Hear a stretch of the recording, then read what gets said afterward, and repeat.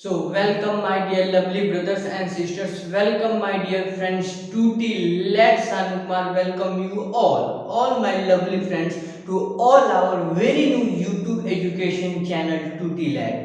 So my dear friends, आज हम एक अपना क्लास 10th फिजिक्स का नया चैप्टर चालू करने वाला है। आई होप आपको इस लेक्चर में पूरे कॉन्सेप्ट बिल्कुल क्लियर हो। मैं अपनी पूरी 100% दूंगा ताकि आपको ये जो टॉपिक है इस पे किसी प्रकार का कोई दिक्कत नहीं आए। तो चलिए बिना इधर उधर की बातें किए हुए पूरी एनर्जी के साथ भर जाते हैं और चालू करते हैं अपना आज का लेक्चर। किसी भी देखिए सॉल्यूशन पे फोकस करना है। प्रॉब्लम तो है सबके साथ, लेकिन फोकस सॉल्यूशन पे करना है। तो पहला सॉल्यूशन ये है कि अभी इस समय हम पढ़ाई करें, जो चैप्टर चालू किया है उसको आखिरी तक कंप्लीट करें।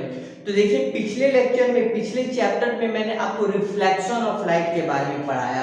रिफ्लेक्शन ऑफ लाइट क्या होता है? कोई भी एक ऑब्जेक्ट होता है, मिरर जैसे मिरर हो गया या कोई ऑब्जेक्ट हो गया जो ओपेक हो, यानी जिसके तरफ से लाइट पास नहीं करती, अगर उस पर रेज ऑफ लाइट पड़ती है तो क्या करता है, उस रेज ऑफ लाइट को क्या करता है, रिफ्लेक्ट कर देता है, यानी वापस भेज देता है, बाउंस बैक करा देता है। या फिर जैसे ये ब्लैक बोर्ड है, ये ब्लैक बोर्ड क्या कर रहा है, इस पे इस बल्ब की इस रोशनी की जब लाइट पड़ रही है तो ये क्या कर रहा है, उस लाइट को क्या कर रहा है, रिफ्लेक्ट कर दे रहा है, वापस पीछे बाउंस बैक कर रहा है। मींस अगर ये ब्लैक बोर्ड है अपना, ये ब्लैक बोर्ड है, इस ब्लैक बोर्ड पर कहीं से एक रेज ऑफ लाइट आकर के पड़ रही है, एक रेज ऑफ लाइट आके पड़ रही है, तो वो उसको क्या करता है, रिफ्लेक्ट कर दे रहा है, दूसरे डायरेक्शन में भेज दे रहा है। लेकिन हमारे पास कुछ ऐसे ऑब्जेक्ट्स भी होते हैं जो ट्रांसपेरेंट होते हैं। ट्रांसपेरेंट होने का क्या मतलब है, जिनके आर पार, जैसे कि हमारे पास अगर एक ग्लास का स्लैब है,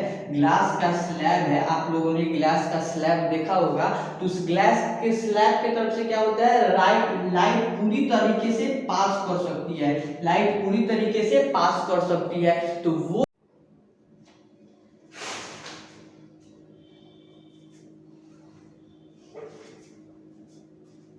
so student, sorry for the inconvenience. मैं आपको क्या बता रहा था कि कुछ ऑब्जेक्ट्स ऐसे होते हैं जैसे ग्लास हो गए, ये ब्लैक बोर्ड हो गया, जिन पे रेज ऑफ लाइट अगर पड़ती हैं तो वो क्या करते हैं, उस रेज ऑफ लाइट को रिफ्लेक्ट कर देते हैं, अपने तरफ से पास नहीं करने देते हैं, यानी उनसे होकर के, उनसे पास आउट होकर के लाइट नहीं जा सकती। जैसे कि ये ब्लैक बोर्ड है, इस ब्लैक बोर्ड पे अगर कोई रेज ऑफ लाइट जो सामने से आकर के पड़ रही है, वो ब्लैक बोर्ड क्या कर रहा है, उन रेज ऑफ लाइट को रिफ्लेक्ट कर दे रहा है, यानी अपने से पास होने नहीं दे रहा है, अपने से टकराने के बाद वो वापस भेज दे रहा है। लेकिन कुछ ऐसे मटेरियल होते हैं, जैसे हमारे पास एक ग्लास का अगर टुकड़ा हो गया, जिसको ग्लास के टुकड़े को हम पूरे चैप्टर के थ्रू आउट ग्लास स्लैब करेंगे। ग्लास का अगर एक टुकड़ा, ग्लास का स्लैब हो गया, मोटा ग्लास हो गया, अगर हम उस पे रेज ऑफ लाइट अगर कोई डालते हैं तो वो क्या करेगा, वो रेज ऑफ लाइट को अपने थ्रू पास करने देगा, अपने थ्रू पास करने देगा, यानी जिसको हम क्या कहते हैं कि वो पास कर दिया लाइट, जिस फिनोमेना को हम रिफ्रैक्शन के नाम से जानते हैं। देखिए इसके पहले जो हम लोगों ने पढ़ा वो था रिफ्लेक्शन, रिफ्लेक्शन। अब जो हम पढ़ने वाले हैं वो है रिफ्रैक्शन। अब क्या है, रिफ्रैक्शन। इसके पहले हम लोगों ने रिफ्लेक्शन टर्म को पूरे अच्छे तरीके से पढ़ा, अब हमारा टाइम है रिफ्रैक्शन टर्म को पूरे अच्छे तरीके से पढ़ने का। तो चलिए रिफ्रैक्शन टॉपिक को, रिफ्रैक्शन पॉइंट को बताने से पहले मैं पहले पिक्चर को एक फिगर के माध्यम से मैं क्या करूंगा, आपको एक बताने की कोशिश करूंगा कि रिफ्रैक्शन आखिर होता क्या है। तो चलिए लेट कि मेरे पास क्या है, ये एक ग्लास स्लैब है, मेरे पास ये एक ग्लास स्लैब है। ये क्या हो गया, अपना ग्लास स्लैब हो गया, ये अपना ग्लास स्लैब हो गया। अब देखिए अगर ग्लास स्लैब पर मान लीजिए ऑब्लिकली मतलब किसी एंगल पर टेढ़ा, ऑब्लिकली रिफ्रैक्शन ऑफ लाइट में ऑब्लिकली वर्ड एकदम अच्छे से याद रखिएगा कि अगर मान लीजिए कोई रे ऑफ लाइट इस ग्लास स्लैब पर के आकर के गिरता है, अभी बस समझते नहीं क्या कैसे होगा, क्या होगा, पूरे कॉन्सेप्ट में मैं आपको आगे बताते चलूंगा। अभी मैं जितना थोड़ा मुझे समझ में आ रहा है समझते चलिए। ये मैंने एक नॉर्मल खींच दिया, जैसे आपने रिफ्रैक्शन में नॉर्मल, रिफ्लेक्शन में नॉर्मल खींचते थे, ये अपना एक नॉर्मल हो गया। तो ये ए ओ एक इंसिडेंट रे आया ए ओ। तो देखिए आपको लग रहा है कि अब इस ग्लास स्लैब से जब रेज ऑफ लाइट ये पास करेंगी तो ये ऐसे, क्योंकि इसके थ्रू पास कर सकती है, ये रिफ्लेक्ट नहीं कर सकता क्योंकि इसका कोई भी सरफेस पेंटेड नहीं है, कोटेड नहीं है कि ये रेज ऑफ लाइट को रिफ्लेक्ट कर दे। इसके पास पूरा ट्रांसपेरेंट मीडियम है, एक ग्लास का स्लैब है, तो ये रे ऑफ लाइट को अपने से पास करने पे मजबूर है, अपने से ये पूरा रेज ऑफ लाइट आर पार कर देगा। लेकिन इसमें ट्विस्ट कहाँ आता है, ये आपको लगता होगा कि ये रेज ऑफ लाइट जो है वो ऐसे आई तो अब ऐसे चली जाएंगी, ऐसे चली जाएंगी, ऐसे चली जाएंगी। लेकिन देखिएगा माय डियर फ्रेंड्स, जैसा कि रे ऑफ एओ जिस डायरेक्शन में आया उसी डायरेक्शन में आगे प्रोपागेट नहीं करेगा, वो क्या होगा, इस ओ पॉइंट से वो थोड़ा सा टेढ़ा हो जाएगा, जिस पाथ पे उसको जाना चाहिए था उस पाथ से क्या हो जाएगा, थोड़ा टेढ़ा हो जाएगा। आप देख रहे हैं एओ इंसिडेंट रे आया, इसको आगे ऐसे बढ़ जाना चाहिए था नॉर्मली, क्योंकि इससे थ्रू पास कर जाना है। लेकिन आप देखिए वो ऐसे पास नहीं किया, वो ऐसे ओ पे आया और ओ भी डायरेक्शन में चला गया, उसको उसी डायरेक्शन में जाना चाहिए था लेकिन वो ओ भी डायरेक्शन में चला गया। क्या हुआ, सरफेस पर देखिएगा, ये हो गया एयर, ऊपर में है अपना एयर, नीचे में अपना ग्लास स्लैब, ऊपर अलग मीडियम है, नीचे अलग मीडियम है। तो दो मीडियम के सरफेसेस पर, इंटरफेस पर, दो मीडियम के बाउंड्रीज पर क्या हुआ, लाइट रेज का बेंडिंग हो गया, यानी लाइट रेज का जो डायरेक्शन है वो चेंज हो गया, change in the direction of light, change in the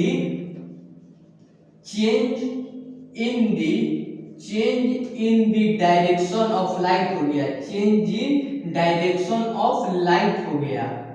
कब हुआ, when it passes from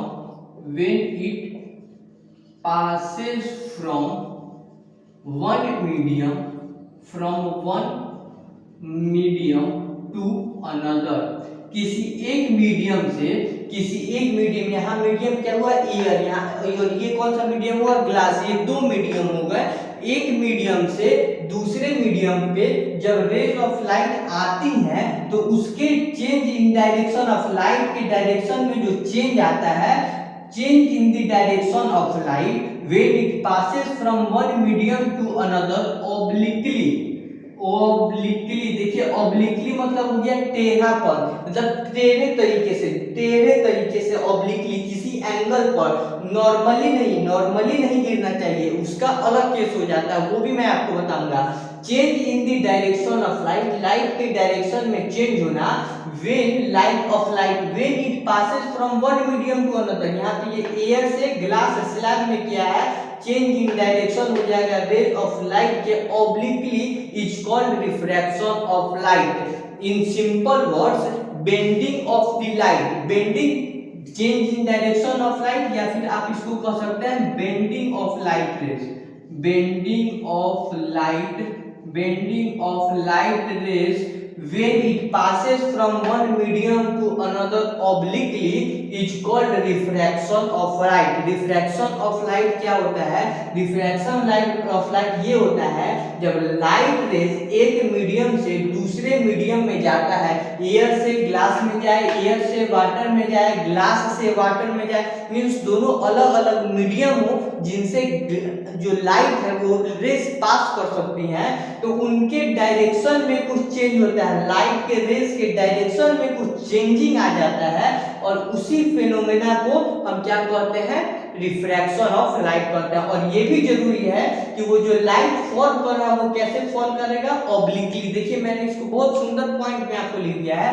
पहला हो गया change in direction of light, direction में चेंज होना चाहिए।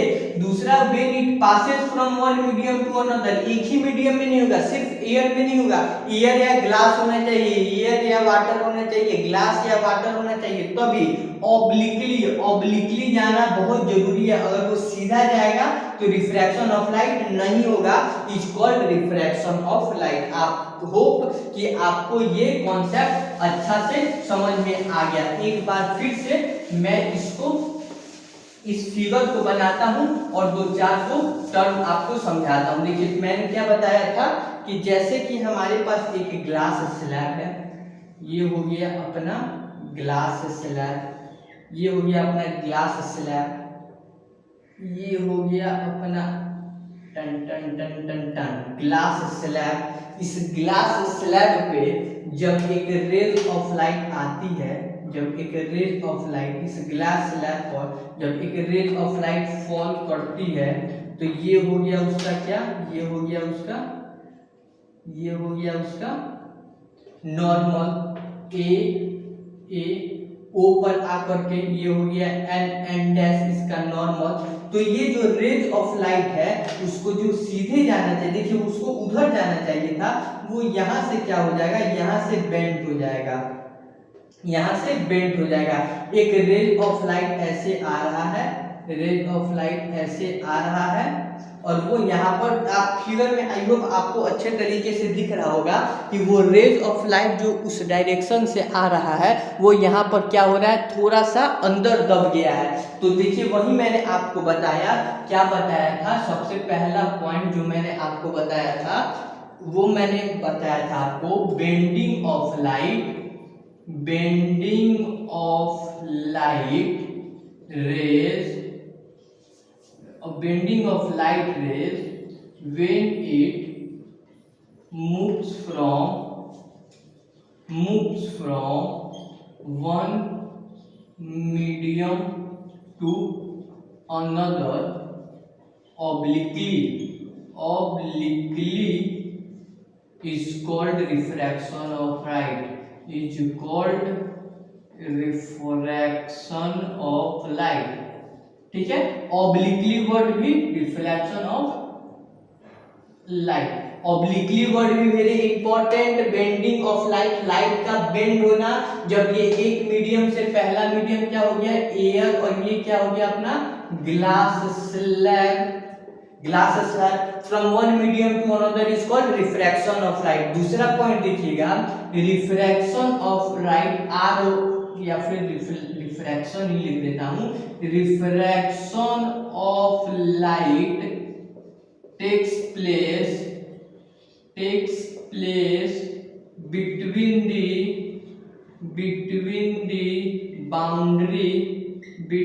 the boundary of two media। Media means medium का प्लूरल है मीडिया। रिफ्रैक्शन ऑफ लाइट जो है वो दो मीडियम के क्या होता है बाउंड्री पर, जैसे ये एयर हो गया, यहाँ पर एयर खत्म हुआ, यहाँ से ग्लास चालू हुआ, तो उन दोनों के बाउंड्री पर क्या होता है रिफ्रैक्शन ऑफ लाइट होता है। यानी डायरेक्शन कहाँ से चेंज होना चालू होता है, उन दोनों मीडियम के बाउंड्री से जो है वहां से हमारा ये डायरेक्शन चेंज होना चालू होता है। उसके बाद देखिए इसमें भी आता है आपको angle of incidence and angle of refraction. देखिएगा सबसे पहला जो टर्म है वो क्या है एंगल ऑफ इंसिडेंस। क्या है पहला जो टर्म है अपने पास वो है angle of incidence, angle of incidence. और दूसरा अपने पास टर्म है वो है angle of refraction, angle of refraction. देखिएगा एंगल ऑफ इंसिडेंस क्या है, एंगल ऑफ इंसिडेंस है एंगल बिटवीन इंसिडेंट रे, angle between incident ray and normal देखिएगा इंसिडेंट रे क्या है ए ओ इंसिडेंट रे है, नॉर्मल एन है, नॉर्मल एन एंड डैश है, तो ए ओ एन जो एंगल होने वाला है इंसिडेंट रे और नॉर्मल के बीच का जो एंगल होने वाला है, इंसिडेंट रे और नॉर्मल के बीच का जो एंगल होने वाला है, इसकी को हम कहते हैं क्या, एंगल ऑफ इंसिडेंट। इसको भी आई से डिनोट करते हैं, जो होगा angle A O N. Angle A O N जो होगा angle between incident ray and the normal, वो क्या होगा अपना एंगल ऑफ इंसिडेंस होगा। आई से डिनोट करते हैं, जो इस फिगर में क्या होगा ए ओ एन हो जाएगा। अब देखिए यहाँ पर ए ओ सी लिख दिया जाए, यहाँ पर लास्ट पॉइंट को सी लिख दिया जाए। उसके बाद देखिए एंगल ऑफ रिफ्रैक्शन भी सिंपल है, क्या हो जाएगा एंगल बिटवीन रिफ्रैक्टेड रे, एंगल बिटवीन रिफ्रैक्टेड रे एंड नॉर्मल, नॉर्मल और रिफ्रैक्टेड रे के बीच में जो एंगल होगा, रिफ्रैक्टेड रे क्या है ओसी, रिफ्रैक्टेड रे क्या है ओसी, नॉर्मल यहाँ पे क्या है एन डैश, एन डैश, तो angle C O N dash जो होगा, सी ओ एन डैश जो होगा, सी ओ एन डैश होगा, उसको आर से डिनोट करेंगे, यानी एंगल ऑफ रिफ्रैक्शन जो होने वाला है यहाँ पर, एंगल ऑफ रिफ्रैक्शन को आर से डिनोट कर देंगे, वो हो जाएगा सी ओ एन डैश, सी ओ एन डैश। अब देखिए एक इंपॉर्टेंट पॉइंट हम लोगों ने रिफ्लेक्शन ऑफ लाइट में पढ़ा था कि एंगल ऑफ इंसिडेंस और एंगल ऑफ रिफ्रैक्शन हमेशा सेम होते हैं, लेकिन यहाँ पर वो जरूरी नहीं है कि एंगल ऑफ इंसिडेंस और एंगल ऑफ रिफ्रैक्शन हमेशा सेम हो। Angle of incidence is equal to angle of refraction, not necessary। in fact most of the time में angle of incident angle of refraction के इक्वल नहीं होता है। तो ये हो गया हमारा कौन सा टॉपिक भाई, इंसिडेंट रे का, रिफ्रैक्शन रे का पूरा concept. What is refraction of light, what is reflection of light, angle of incidence, angle of refraction, और उसमें एंगल ऑफ इंसिडेंस और एंगल ऑफ रिफ्रैक्शन हमेशा एक दूसरे के इक्वल नहीं हो सकते। अब देखिएगा अब बारी है हमको समझने का cause of refraction of light, cause of refraction. देखिए बच्चों चिंता करने से कुछ नहीं होगा, देखिए प्रॉब्लम हमेशा आएंगे, हमेशा कोई ना कोई बहाना मिलेगा, या इस बात के लिए छोड़ दे, आज उस बात के लिए छोड़ दे। जरूरी है आपके अंदर एक डिटर्मिनेशन की कि नहीं मुझे करना ही है तो करना ही है, कुछ भी हो जाए मुझको करना ही है। जब तक ये डिटर्मिनेशन नहीं आएगा, ये परसिवरेंस नहीं आएगा, तब तक हम किसी भी अपने मंजिल को नहीं हासिल कर सकते हैं। तो चलिए आगे जो नेक्स्ट पॉइंट मैं बताने वाला हूं वो है कॉज ऑफ रिफ्रैक्शन। क्या है my dear friends, cause of refraction, cause of refraction. Cause of refraction क्या होता है, light has different speed in different medium।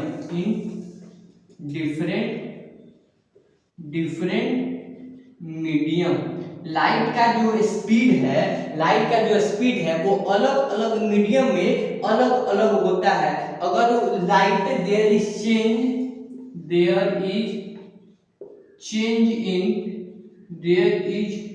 change in speed of light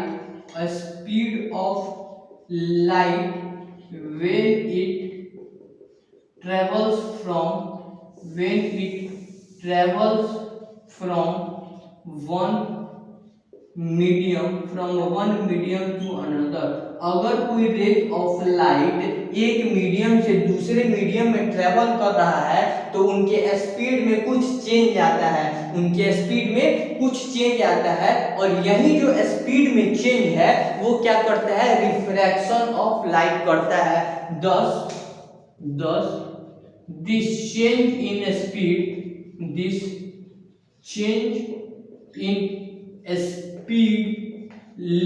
to refraction of light। और यही जो change होता है स्पीड ऑफ लाइट में, वो ही क्या करता है, रिफ्रैक्शन ऑफ लाइट का कारण होता है। सो माय डियर फ्रेंड्स, आज के लेक्चर में मैंने आपको रिफ्रैक्शन ऑफ लाइट का पूरा कॉन्सेप्ट बताया कि आखिर रिफ्रैक्शन ऑफ लाइट होता क्या है, और उसका एक फिगर भी आपको समझाया कि रिफ्रैक्शन ऑफ लाइट कुछ दिखता कैसा है। इसके साथ मैंने आपको angle of incidence, angle of refraction बताया, और ये भी नोट करने के लिए कहा कि एंगल ऑफ इंसिडेंस हमेशा एंगल ऑफ रिफ्रैक्शन के बराबर हो, ये रिफ्रैक्शन ऑफ लाइट में जरूरी नहीं है।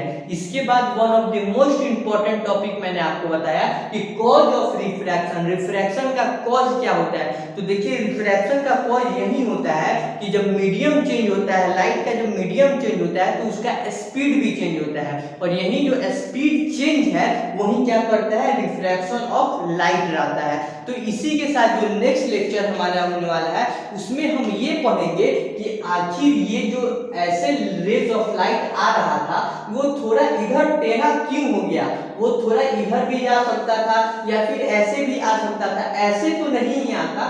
क्यों नहीं आता? क्योंकि यहाँ पे स्पीड में चेंज हो गया है, चेंज इन स्पीड हो गया है, जिसके कारण रिफ्रैक्शन हो गया है। लेकिन अब ये रिफ्रैक्शन होता कैसे है, हमें कैसे मालूम चलेगा कि ये जो रेज ऑफ लाइट यहाँ तक आई वो किधर जाएंगे, और दब जाएंगे या फिर और फैल जाएंगे। Densities, optical rare, optical denser medium, optical rare medium, इससे रिलेटेड कॉन्सेप्ट देखने वाले हैं। तब तक के लिए आई होप आप पूरे दिल से पढ़ाई करते रहिए, बुक रिवीजन करते रहिए। मैं जो आपको पढ़ा रहा हूँ उसका, उस टॉपिक का बुक पढ़िए, और मैं कल जो पढ़ाने वाला हूँ उससे भी रिलेटेड जो टॉपिक है उसका एक बार रीडिंग दे करके जरूर रहिए। आपको 3 चीज पढ़ने की आवश्यकता है, एक जो कल क्लास में पढ़ाया गया था, दूसरा जो आज पढ़ाया गया है, और तीसरा जो कल पढ़ाने जाने वाला है। क्विक रिवीजन, पहला दिन 10 मिनट लगेगा तो दूसरे दिन वो 8 मिनट में हो जाएगा, तीसरे दिन 5 मिनट में हो जाएगा, और इसी तरह आप प्रोग्रेस करते जाएंगे। प्रोग्रेस जरूरी है।